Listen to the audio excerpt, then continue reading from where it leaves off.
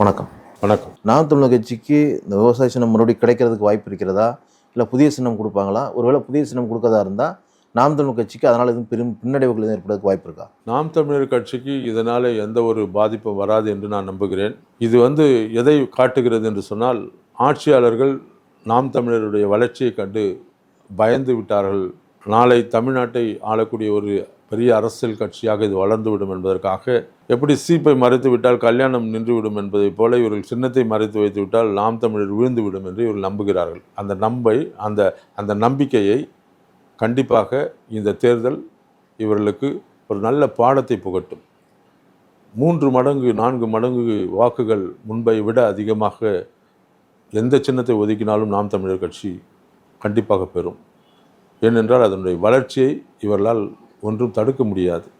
இவர்கள் நினைத்து கொண்டிருக்கலாம், இந்த சின்னத்தை எப்படி சதி செய்து இவர்கள் இதை அவள் தடை செய்திருக்கிறாள் என்று நாம் அறிவோம், நன்றாக தெரியும். இது மத்தியில் ஆள்கிற இந்த பிஜேபி அரசுடைய ஒரு சதி செயல்தான் இது. அவர்கள் சிலரை தூண்டி, ஒருவேளை அண்ணாமலை கூட இதற்கு பின்னால் இருந்து வேலை செய்திருக்கலாம். ஏன்னா கர்நாடகாவிலிருந்து தான் ஒரு புதிய கட்சி ஆரம்பிக்கிறவன் தான் இதை செய்தான்னு சொல்லி அவர்கள் செய்வார்கள். இதெல்லாம் பிஜேபி நாம் தமிழரை எப்படியாவது மிரட்டி அடக்கிவிட வேண்டும் என்று கூட நம்பிக்கைக்காக கூட இதை செய்திருக்கலாம். அதற்கு வாய்ப்பும் இருக்கிறது. ஆனால் அதையெல்லாம் கண்டு பயந்து நடுங்கி போகிற அளவுக்கு நாம் தமிழர் கட்சியுடைய தலைவர் அண்ணன் சீமான் இல்லை. அவர் அதற்கெல்லாம் அஞ்ச மாட்டார்.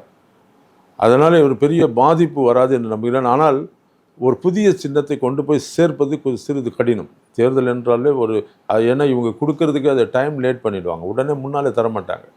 நாம் இது ஒரு அரசியல் கட்சி என்று சொன்னால் சின்னம் முன்பாக இருந்தால் ஆரம்ப நாள் முதல் கொண்டு, அறிவித்த நாள் முதல் கொண்டு அதை கொண்டு போய் மக்களிடத்தில் சேர்க்கலாம். ஆனால் தேர்தல் கமிஷன் ஒரு சின்னத்தை ஒதுக்க வேண்டும் என்று சொன்னால் அவங்க சீக்கிரத்திலே ஒதுக்கி தர வேண்டும். ஆனால் இது வேண்டுமென்று அவர் முடக்கி இருப்பதால் இவங்க சீக்கிரமாக ஒதுக்கி தருவார்கள் என்ற நம்பிக்கை எனக்கு இல்லை.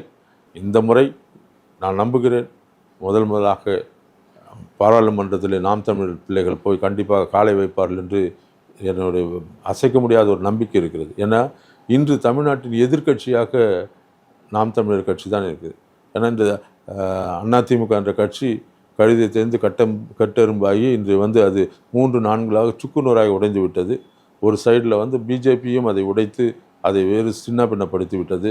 அவர்களுடைய பெரிய ஒரு ஆட்கள் யாரும் இல்லை. அங்கே ஒரு பெரிய கூட்டணி இல்லை. அங்கே அவங்களால பெரிய அளவுக்கு பண்ண முடியாது. ஆனால் 2வது பெரிய கட்சியாக நாம் தமிழர் கட்சி கண்டிப்பாக இந்த தேர்தலில் ஒரு 10 தொகுதிகளாவது அது வென்று வரும் என்று நான் நம்புகிறேன். ஏனென்றால் அதற்கான அந்த வாய்ப்பு, ஒரு பிரகாசமான வாய்ப்பு இருக்கிறது. இதை மனதில் வைத்து தான் அவங்க பயந்து விட்டாங்க. எப்படியும் இவங்களை தடுத்துடணும், இவங்களுடைய வளர்ச்சியை தடுத்துடணும், இவங்க ஓட்டத்தை நிறுத்திடணும், இவங்க ஓட்டம் வேகமாக இருக்கிறது என்பதை அவங்க தடுக்கிறதுக்காகத்தான் இந்த சின்னத்தை அவர்கள் முடக்கியிருக்கிறார்கள். அதை முடக்கட்டும், அது ஒன்றும் பெரிய இது கிடையாது. ஏன்னா சின்னம் என்பது நமக்கு ஒருவேளை ஆதி நாட்களிலெல்லாம் பார்த்திங்கன்னா ரொம்ப சிம்பிளாக இருந்தது வரைவதற்கு. அதில் எக்ஸாம்பிளாக என்ன சொல்லணும்னா, அண்ணாதுரை அந்த திமுகவை ஆரம்பிக்கும் போது அவர் சின்னத்தையும் அந்த கட்சியுடைய கொடியுடைய வண்ணத்தையும் அவர் செய்வதற்கு அவர் கேட்கும்போது சொன்னாராம், ரொம்ப சிம்பிளாக இருக்கணும், சாதாரணமாக இருக்கணும். உதயசூரியன் என்பதை அவர் திட்டமிட்டு வரையும் போதே சொன்னாராம், ஒருத்தனுக்கு எம் என்று ஒரு வார்த்தையை எழுதி தெரிஞ்சால் போதும், நடுவில் ஒரு கோடை போட்டானா அது முடிஞ்சிடும், அதுக்கு ஒரு கறி இருந்தால் போதும், கறி காசு கொடுத்து வாங்க வேண்டியதில்லை, சாதாரண ஒரு பொருள், வீட்டில் அடுப்பு கறி எடுத்து ஒரு கோடு போட்டு அதில் வரைஞ்சிட்டு மேலே 2 அந்த சாந்து பூசுவதற்காக சிகப்பு கலரில் நம்ம வீடுகளில் பூசுவாங்க. அந்த இது ரொம்ப சாதாரணமான காசுக்கு விற்கிறது தான். 2 ரூபா, அந்த காலத்தில் 1 ரூபாய்க்கு கிடைக்கும் கிலோ கணக்கில். அந்த மண், அந்த செம்மண்ணை கலந்து பூசினா அது சிகப்பு, கறி கருப்பு. இதில் கோடு 2 கோடு போட்டால் அது உதயசூரியன் சின்னம். இப்படின்னு சாதாரணமாகி அதை அந்த நாளில் அவர் திட்டமிட்டிருக்கார். அதனால் அது வேகமாக மக்கள்கிட்ட போச்சு. வரைகிறதும் சிம்பிளாக இருந்தது. ஆனால் இன்றைக்கி பார்த்திங்கன்னா ஒருவேளை கடவுள் கூட திட்டம் அந்த விவசாய சின்னம் வரைகிறது நம்ம தம்பிகளுக்கு ரொம்ப கஷ்டமாக இருக்கும் என்பதற்காக ஒருவேளை ஒரு சுலபமான ஒரு சின்னத்தை கூட அவர் கொடுக்கலாம்.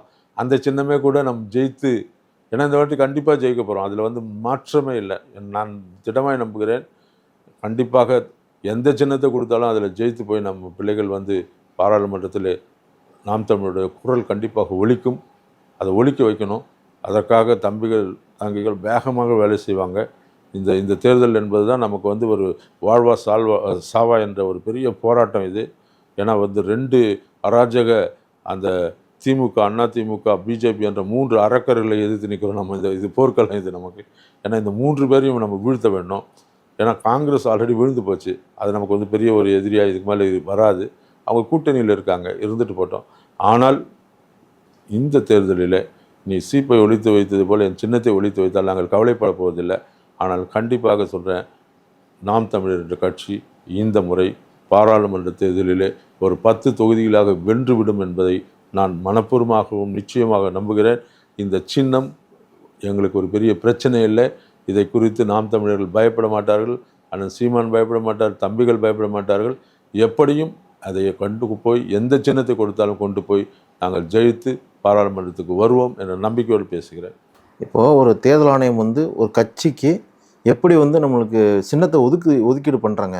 ஏன்னா புதுசாக ஒருத்தர் கட்சி ஆரம்பிச்சிருக்காரு, உடனே தூக்கி இந்த விவசாய சின்னத்தை கொடுக்குறாங்க அப்படின்னா, ஒரு வகையில் பார்த்தா நாம் தமிழர் கட்சியை புறக்கணிக்கணும் அப்படிங்கிறது ஒன்று இருந்தாலும், அதில் எதுவும் புரோட்டோக்கால் ஏதாவது இருக்குதா? இல்லை, சின்னம் வழங்குவது என்று சொல்லும்போது, இப்போ நான் கூட சிறுபான்மை மக்கள் நல கட்சி என்ற ஒரு கட்சி வச்சுக்கோம். எங்களுக்கு ஒரு சின்னம் கொடுத்தாங்க. அது ஒரு தேர்தலிலே நாம் வெற்றி பெறாத போது அந்த சின்னம் வந்து அது தனியார் சின்னமாக போயிடும். ஆனால் வந்து இப்போ ஒரு 33 லட்சம் வாக்குகள் பெற்ற ஒரு சின்னம்ன்ற போது ஒரு கட்சியோடைய பெரிய சின்னம், அதை எடுத்து திடீர்னு கொடுக்கக்கூடாது, நியாயப்படி கொடுக்கக்கூடாது. ஆனால் தேர்தல் கமிஷனுடைய அவங்களுடைய நாம்ஸ் படி ஒரு புதிய கட்சி, ஒரு பழைய கட்சிக்கு போய் இப்போ சின்னம் ஒதுக்க மாட்டார்கள். பழைய கட்சி அன்ரிஜிஸ்டர்ட் பார்ட்டி, அந்த அன்ரெகனைஸ்டு பார்ட்டி, பதிவு செய்யப்பட்டும் அது தேர்தல் வாக்குகள் பெற்று அது அங்கீகரிக்கப்பட்ட கட்சியாக மாறுற வரைக்கும் அவங்களுக்கு அந்த சின்னம் பொது சின்னமாக தான் இருக்கும். அப்படி ஒரு சூழ்நிலை வரும்போது இந்த சின்னம் வந்து பார்த்திங்கன்னா பொதுவான சின்னமாக மாறிடுது. இவங்க வந்து யாரோ ஒரு புதுசாக ஒருத்தன் கட்சி ஆரம்பித்து திட்டமிட்டு, இது வந்து அதுதான் சொல்கிறேன், இதில் பிஜேபியோ யாரோ ஒரு சரியான சதி செயல் செய்திருக்கான். புதுசாக கட்சி ஆரம்பிக்கும் போது அவங்க அப்ளை பண்ணும்போது கொடுத்துருவாங்க. அவங்க கொடுக்கும்போது என்ன பார்ப்பாங்க, எந்த மாநிலத்திலிருந்து இவர்கள் இந்த கட்சியை தொடங்குகிறார். கர்நாடகாவில் இந்த சின்னம் யாருக்காவது ரெகனைஸ்டு பார்ட்டிக்கு இருக்கா? இல்லை. உடனே அதை பார்த்தா இல்லை அங்கே. சரி, அதுக்கப்புறம் நேஷனல் லெவலில் இந்த சின்னம் ஏதாவது ஒரு கட்சிக்கு வந்து ரெகனைஸ்டாக இருக்கா? அங்கேயும் எந்த கட்சியும் இல்லை. ஸோ இது வந்து என்ன ஆச்சு, இது பொதுவான சின்னம் தான், இதை எடுத்து கொடுத்துடலான்னு சொல்லி கொடுத்துருக்கான். அதில் வந்து பார்த்திங்கன்னா தேர்தல் கமிஷனுடைய அந்த காரியம் அவன் செய்துட்டது வந்து சரி என்று தான் அவன் சொல்லுவான்.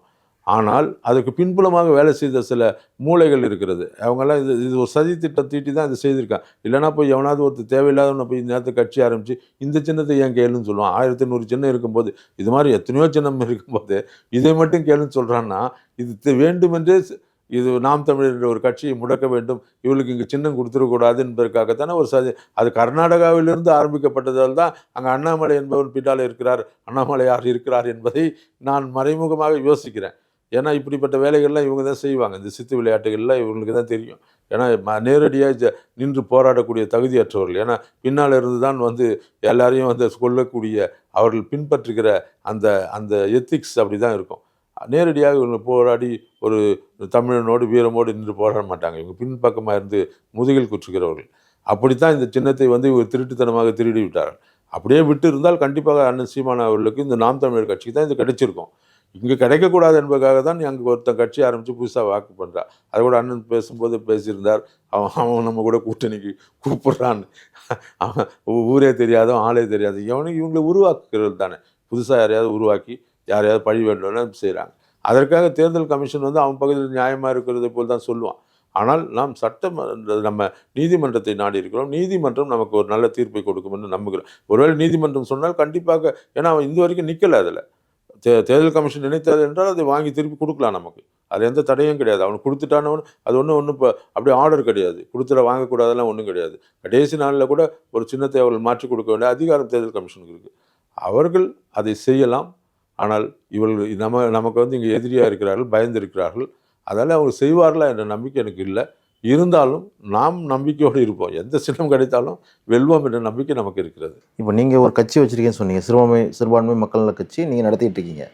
ஒரு தேர்தலில் போட்டியிடுறது ஒரு ஸ்டேட்லேயே ரொம்ப கடினமான காரியமாக இருக்கும்போது அவர் தேசிய கட்சின்னு பதிவு செய்து 11 மாநிலங்களில் நான் போட்டியிட போகிறேன்னு சொல்லியிருக்காரு. இது வரைக்கும் தேர்தலே போட்டியிடாத ஒருவரால் அந்த 11 மாநிலங்களையும் போட்டி சாத்தியம் இல்லை. காசு இவங்க இப்போ கோடிக்கணக்கில் இப்போ காசு கொடுத்தா 11 மாநிலத்தில் போய் இவர் என்ன ஜெயிக்கவா போகிறாரு? இவர் போய் என்ன கட்சி அங்கே எஸ்டாப்ளிஷ் பண்ண போகிறாரா, என்ன பண்ண போகிறாரு? 11 மாநிலத்தில் போய் 11 பேரை கூப்பிட்டு ஆளுக்கு ஒருத்தவங்கிட்ட ஒரு ஒரு 10 லட்சம் கொடுத்து அவனுக்கு வந்து ஒரு நாமினேஷன் போட்டு நீ நில்லு, ஒரு 2 போஸ்ட் அடிச்சு ஒட்டுனா முடிஞ்சிச்சு அவனுக்கு. அதுதானே அவனுக்கு என்ன பெருசு, அவன் ஜெயிச்சு நிற்கணும்னு இல்லை. ஒரு கட்சி அந்த சிம்பிள்லாம் அந்த தேர்தலில் நிற்கணும். அப்போ ஒவ்வொரு மாநிலத்தை போய் தமிழ்நாட்டில் ஒருத்தனையும் கேரளாவில் ஒருத்தனையும் ஒரு ஆளை பிடிச்சி தானே உனக்கு ஒரு 5 லட்சம் நீ வச்சுக்கோப்பா கையில் வச்சு நீ என் கட்சிக்கு நில்லு, நீ தான் இந்த தொகுதி ஒரு தொகுதி ஏதாவது ஒரு தொகுதியில் நாமினேஷன் தானே யாருனாலும் போடலாமே. அப்படி போட்டு 11 பேர் என்ன 20 பேர் கூட நிற்க வைக்கலாம். இவன் தான் காசு கொடுக்கறது தான் பின்னால் ஒருத்தர் இருக்கானே. அப்போ காசு கொடுத்து ஒருத்தனை தூண்டி விட்டு செய்யக்கூடிய காரியம் தான் இது. அது அப்படி வந்து அது நேஷனல் பொலிட்டிக்கல் பார்ட்டியாக மாறுறதுக்கு காரணம் என்ன? தேசிய கட்சியாக மாறுறதுக்கு எல்லா தொகுதியிலும் நிற்கணும். 10 தொகுதிகளுக்கு 10 மாநிலங்களுக்கு மேலாக நிற்கணும். ஆனால் வந்து நின்று ஜெயிக்கணும். அவன் முதல் முறை ஜெயிக்கலாம், அந்த அங்கீகாரம் முடிஞ்சிச்சு. மறுபடியும் அவன் திரும்பி வந்துடும். அது இந்த முறை அவளுக்கு கொடுத்துருக்கான். இந்த முறை அவனுக்கு அந்த சிம்பிளில் நின்று அவர் ஜெயிக்கணும். ஜெயிக்கல இல்லை அந்த சிம்பிள் வந்து ரெகனைஸ் ஆகணும்னா ஆட்டோமேட்டிக்காக அது வந்து பொது சின்னத்தில் திருப்பி வந்துடும். அது தொடர்ந்து அதில் அங்கே இருக்க முடியாது அதுக்கு. அதெல்லாம் இவங்க என்ன பண்ணுங்க, இந்த வாட்டி இவங்களுடைய நோக்கம் இந்த வாட்டி நாம் தமிழரின் ஓட்டத்தை தடை செய்யறது தானே. அதுக்காக தானே இவங்க இந்த விளையாட்டு விளையாடுறாங்க. ஆகவே அது வந்து அடுத்த முறை அது தனியாக தான் இருக்கும். ஆனால் நான் நம்புகிறேன், நான் என்ன விசுவாசிக்கிறேன், கடவுள் என்பவர் ஒருவர் இருப்பார் என்று சொன்னால் அவர் சரியான தீர்ப்பு கொடுப்பார், நல்ல ஒரு பெரிய காரியத்தை செய்வார். ஏன்னா எல்லாமே நன்மைக்கு என்று நாம் நம்புகிறோம். ஏன்னா நம்ம இந்த நாம் தமிழர் ஓட்டத்தை இவங்க எவ்வளோ தடை செய்து பார்க்குறாங்க, எவ்வளோ பிரச்சனைகள் எவ்வளோ சொல்கிறாங்க. தேர்தல் வந்தால் ஒரு அம்மாவை வேறு கூட்டு வந்து நிறுத்துவாங்க, இப்படி எல்லாத்தையும் நடக்கும். இவ்வளவையும் தாண்டி அண்ணன் தைரியமாக நின்று களத்தில் நின்று போராடுகிறார் என்று சொன்னால் அதற்கு பின்னால் இருக்கிற அந்த உண்மை, நேர்மை, அந்த நீதி, அந்த இயற்கையை நேசித்தல், தேசத்தை வளமாக்க வேண்டும், இந்தியாவை வளமான ஒரு தமிழ்நாட்டை வளமான நாடாக மாற்ற வேண்டும், மக்கள் மேலே இருக்கிற நம்பிக்கை, இதெல்லாம் நாம் தமிழருக்கு கொடுக்குற உறுதி. அதெல்லாம் மக்கள் இன்றைக்கி பார்க்குறாங்க. பார்க்கும்போது அவங்க சும்மா இருக்க மாட்டாங்க. எந்த சின்னத்தினா கூட நீ வந்து ஓட்டு கண்டிப்பாக கிடைக்கும் என்று நான் நம்புகிறேன். ஆனால் தேர்தல் கமிஷனும் சேர்ந்து அவளோட விளையாடினால் நம்ம ஒன்றும் செய்ய முடியாது. அவங்க வந்து அவங்க பக்கம் இருக்க நியாயத்தை சொல்லியிருக்காங்க. பார்ப்போம் வருகிறது என்ன நடக்குதுன்னு பார்ப்போம். மகிழ்ச்சி. நன்றி.